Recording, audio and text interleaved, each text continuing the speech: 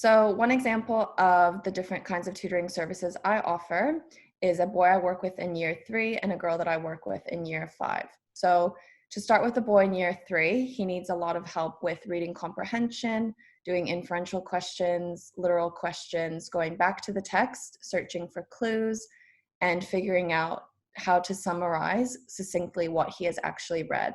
His common thing that he is working on is making sure he's using vocabulary from the text to answer the questions, which is what teachers look for in the classroom.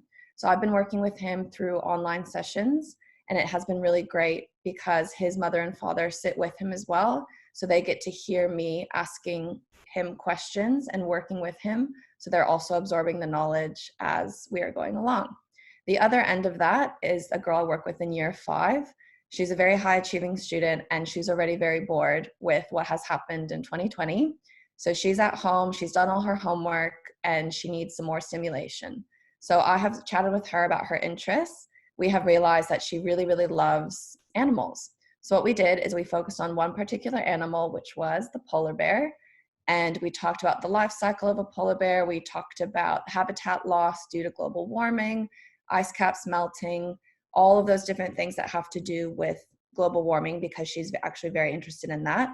She started her own little research project on what she can do to make sure global warming stops. So through speaking with her about the polar bear, we did all this different research, and we ended our project by going onto the San Diego Zoo and speaking with the polar bears, not actually speaking with them, but looking at what they are doing in their habitat through their enclosure cams. So the San Diego Zoo provides a 24-hour live streaming service of the polar bear enclosure. So we got to see the polar bear walking around, going for a swim, and interacting with the other polar bears. So she was absolutely fascinated by this, and we have a session scheduled to talk about another animal and look at another cam for later in the week.